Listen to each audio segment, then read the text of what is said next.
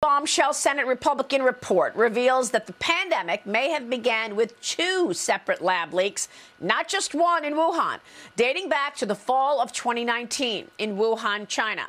Kansas Senator Roger Marshall releasing the 300-page report last night that says this: epidemiological and genetic molecular analysis of the early published circulating Wuhan COVID-19 strains supported the possibility of 2 spillover events 2 or more weeks apart. Senator Roger Marshall is with me this morning with this exclusive. Senator, it's great to have you. Thanks so much for being here.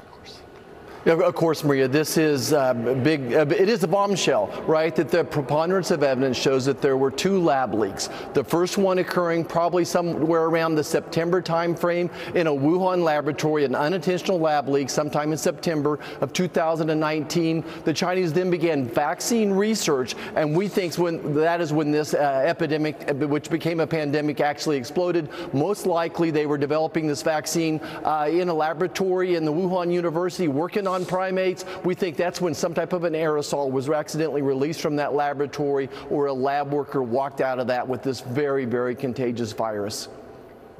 So no wonder the CCP would not allow any investigation whatsoever in Wuhan. Now you are uncovering this after working on this for 2 years, that it was actually likely 2 lab leaks. And Senator, we knew that the circumstantial evidence around this always pointed to a lab. Scientists were getting sick around September, October 2019.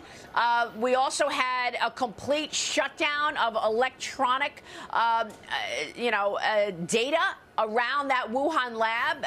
There was absolutely no activity, and people were questioning that as well. In the city of Wuhan, which is like New York City, very busy, and yet right around the Wuhan lab, all cell phone data was shut down. What else can you tell us about you understanding what was behind these 2 lab leaks?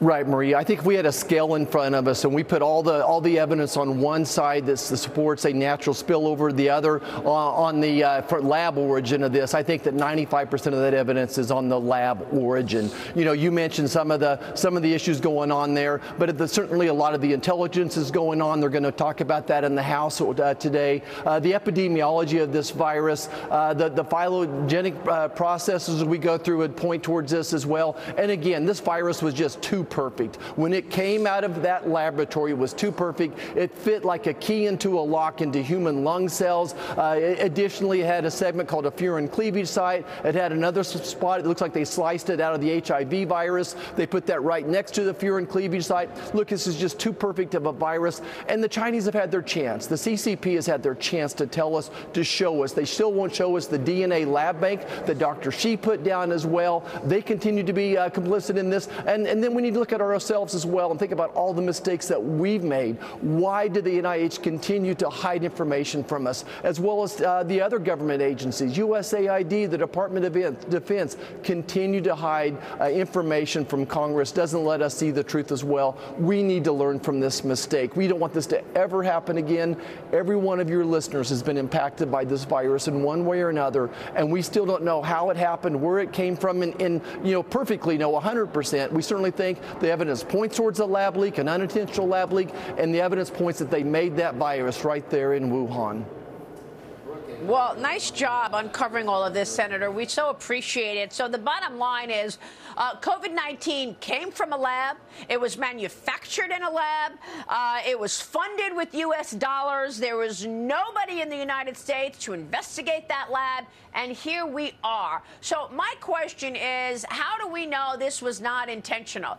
We spoke with Brad Wenstrup on the House side, also investigating the origins of COVID-19, and he said they may very well have been creating a bioweapon when it escaped. Is that what your work has found, that they were actually playing around creating a bioweapon?